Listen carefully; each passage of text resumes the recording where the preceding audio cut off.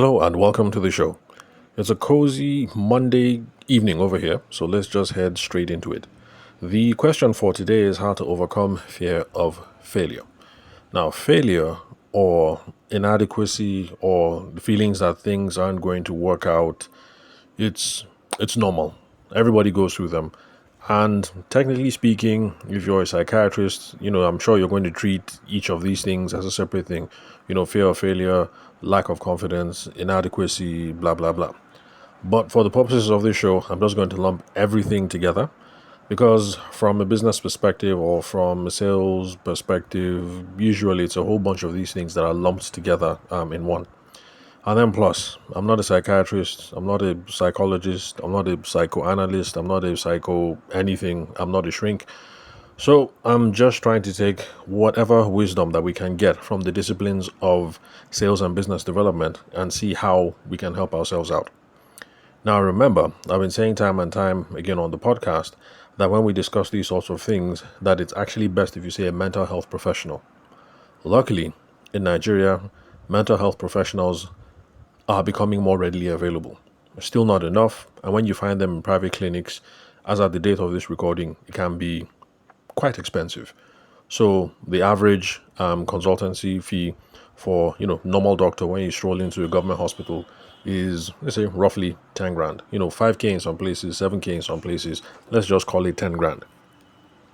But for mental health professionals, I've heard 40, I've heard 50. For the average person going to go and see a shrink, well, we're just not there yet. The average person is not going to fork out 50k to go and see a shrink. But of course, if you have a broken leg and you need to fork out 120, then of course, yeah. Anyway, let me stop rambling. But luckily, I'm just trying to say that mental health professionals are now more readily available in Nigeria. All you have to do is step into a government hospital. For instance, in Abuja, the closest one to me, General Hospital, Area 8. The time I ran into trouble with the Federal Road Safety Corps, they got me, they impounded the car, and maybe I looked like a mad guy, so they said I had to go for a mental health inspection. And anyway, so it cost me, I think at the time it cost me 5 grand to register and set up a card with the hospital. So it just cost me about 5 grand to see a mental health professional. So if you think that you are feeling things, suffering stuff that go beyond the ambit of what it is that we're talking about over here on the podcast, and you're Nigerian, you need not suffer for too long. There's help available. Just stroll into the nearest government hospital. I'm sure a medical doctor should be able to point you in the right direction, or at the very least, since they receive some form of mental health training. I know it's inadequate. Some people say you only receive one elective in year two, or year three, or something like that. It's still better than someone else like me just grabbing the mic and pontificating on things about mental health. So, failure, inadequacy, things aren't going to work out. We're going to lump it all into the same perspective. Now, the solution, in my own opinion, is not motivational talk, and the solution is not inner work.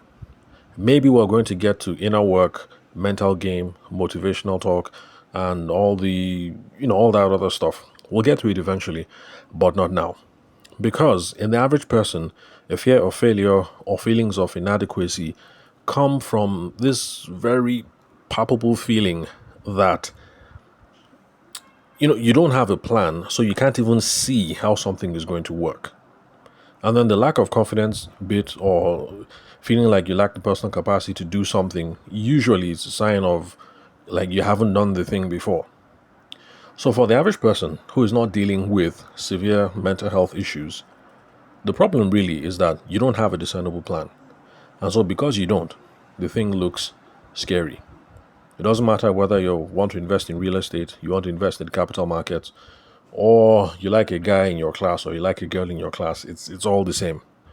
There's no discernible plan. You don't know because you don't have a discernible plan, you can't see how it's going to work. And that is where some of these feelings are coming from. And then lack of confidence or personal competence, personal capacity, all those things, because you have not done it before. So those are the reasons why the average person is feeling these things. Please remember, I'm talking about the average person. I'm not talking about people who wake up in the morning and have a cloud hanging over their heads and they have no idea if the cloud is going to lift and when things are going to subside. When I was younger, and I thought I had problems with depression and stuff like that, that's the way the doctor spoke to me about it. The doctor said, "Young man, you don't have a problem." And I said, "I don't have a problem. How?" He said, "Let's pretend that you wake up in the morning and there's a cloud over your head. Does the cloud rise?" I said, "Oh yeah, yeah, sure. The cloud rises." And I said, "Yeah, young man, you don't have a problem. Everybody goes through it." Back then I was a moody teenager, like some of you, and so that's how he explained it to me. Because I have never, I mean, the sun has always risen in my head, so things might be crap right now, but you sleep, you eat, you watch DSTV, or something, buy shawarma, eat suya, sleep, wake up, and ready to face the day. So he said, "Young man, you don't have a problem." Now, there's some people that have severe problems because the cloud does not rise. So I'm not talking about those sorts of people. I'm talking about the average Nigerian who is scared because of business or career or something. So, with what I've said right now, you'll find that most people will be fine if you can just come up with a plan.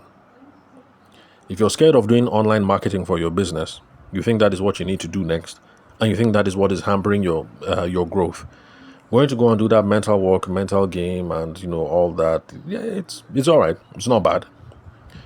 But if you come up with a plan first for speaking professionals, like, okay, I need someone to take me from point A to point B. How do I pick the right professional? What do I need to educate myself about? What kind of plans are out there? How can I take small calculated risks?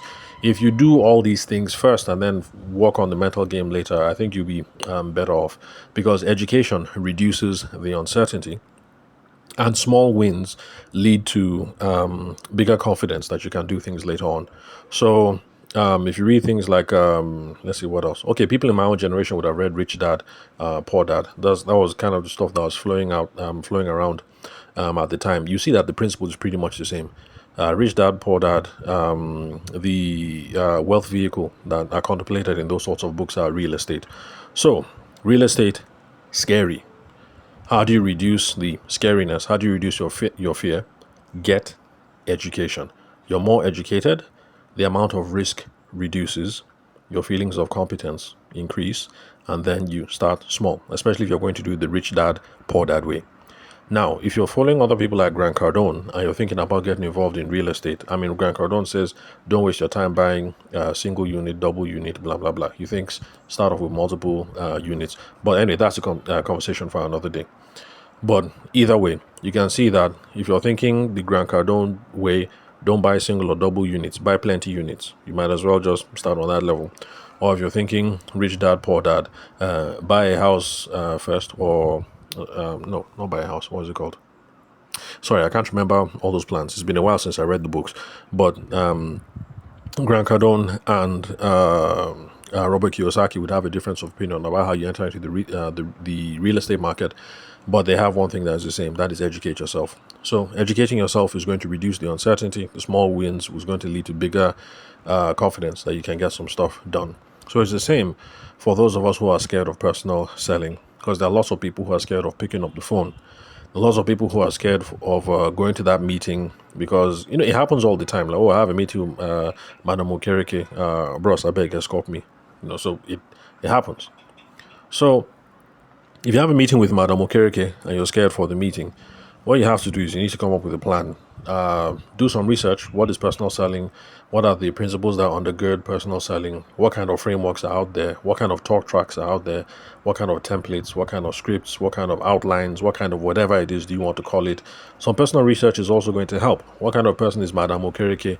What are her priorities in business life, personal life? Try and figure out all these sorts of things. Don't wait until, if the meeting is Tuesday, don't start trying to figure out these things on Monday. That's just going to give you heightened anxiety.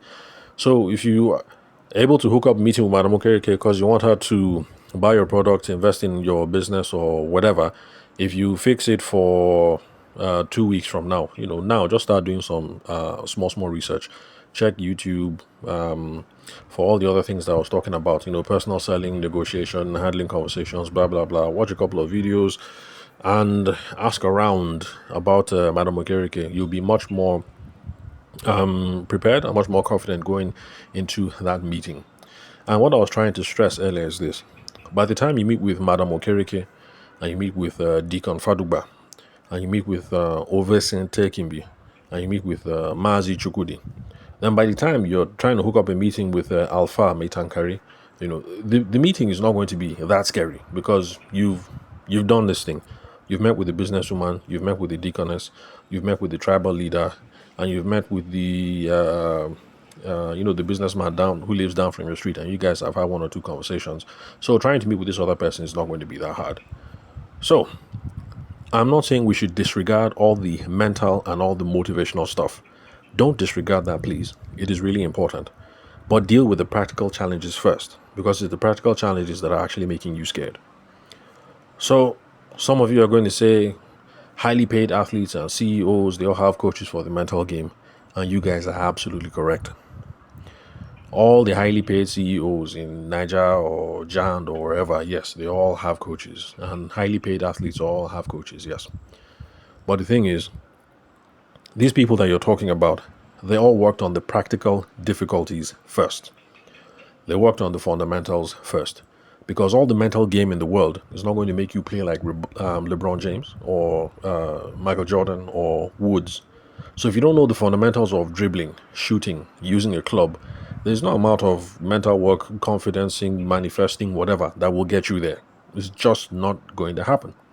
It's the same thing I tell my son. I'm a chess enthusiast. Unfortunately, I'm good in teaching different things, but I guess I'm not good at teaching children chess because he leaves feeling demotivated. And I've started letting him, take a few pieces, things like that. Not like I'm letting him win. I'm just trying to let him see the mechanics of how you capture hanging pieces, how you build your strategy, things like that to build up his confidence. But I'm also trying to let him know that you can't feel your way to, or you can't motivate your way to chess success. Know the basics first. How do you set up the pieces? When to castle? What's a modern opening? What are the principles of hypermodern opening? What is considered good strategy or not? What is the best way to take advantage of your major pieces? When should you use a rook? When should you move your queen? So I've been trying to tell him, all these fundamentals first. When you now know all these things, then this whole thing of trying to psych yourself, because my son watches, what's this thing called? Dragon Balls. So that Dragon Balls with Goku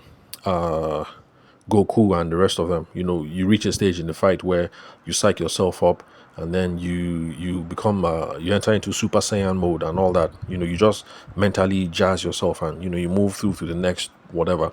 So all those things, yeah, they work, but only when you know the fundamentals. So that's why I'm saying that don't disregard the mental stuff, but deal with the practical things first.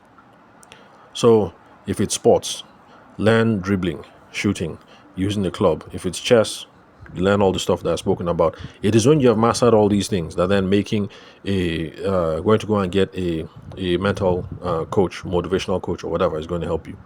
All the mental game in the world is not going to make you a Zuckerberg until you figure out how to code and until you work on product market fit.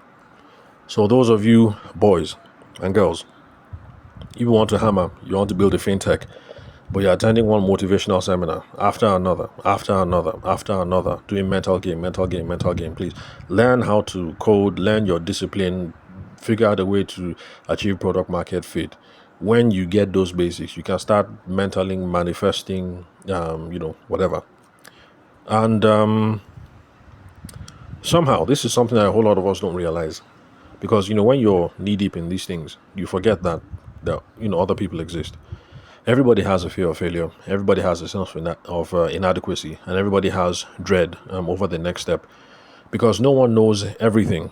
So there's always that first uncomfortable step. It happens to everyone, and I'm sure if you have the pleasure of meeting Dangote, maybe if you know him long enough, maybe one day you guys might be having some one-on-one, and he might admit to you that, okay, actually, before I pulled this deal, I wasn't too brave, or before I pulled this one, I was confused. I didn't know what to do. Or the reason why this one was able to happen was because this person guided me, or this person did this person did that. So everybody has fears. Everybody has sense of inadequacy. Everybody has dread over the next step. So just do some research. You'll be able to see what's around the corner. If you can see what's around the corner, if you can see the next step, you take the next step and another and another. Eventually, with small steps, you're going to start jogging. And that, in my own opinion, is how you deal with fear of failure, feelings of inadequacy, and this whole thing of things are not going to work out. Deal with the practical things first. We can worry about the motivational stuff later. Or please remember the motivational aspect, the mental game work, the whatever it is you want to call it, it's important. And then for those of you you feel like you have serious issues, you feel like you've heard what I'm saying now, or you hear what your family members are saying, but people don't get you, people don't understand you. If you feel like there's a problem, times have changed. It's no longer, it's no longer, it's no longer the 1970s or the 1980s that in Nigeria, people thought mental health means you're naked and walking on the street. Total madness. Like we used to, and then let me not repeat any of the words that we used to call those people back then. So it's no longer 60s, 70s, 80s. There's a different realization now. If you feel like you need help, just go to the nearest general hospital. Okay, well, with how things have changed, I'm not sure. But anyway, I registered for 5K. So with inflation and everything, let's just say maybe it's 10K. Maybe. But just go there, have a chat. I would be surprised if they don't have some general psychiatric ward or whatever the word is. And they just go there, and speak to someone in the general hospital. They'll be able to point you where you can get the right assistance, where you can get a doctor look you over, and you guys can have conversations about how you solve whatever problems it is that you're going through. So connect with me on WhatsApp. The phone number is 080-6466-2140. The country code is +234 for those of you who are not Nigerian. And please, when you connect with me on WhatsApp, business discussions, please. I am not a personal guru or mental health coach or anything of that nature. But business questions, especially if the business question, if I can take sales and business development practice, use that and glean some wisdom from the situation, I should be able to help. Then also connect with me on LinkedIn. My name is Tavishima Ayede. I'm the host of the show. You can confirm the spelling of my name and my email address from the link where you're currently listening to this episode. Thank you very much for your time and attention. I'll catch you guys at the next episode.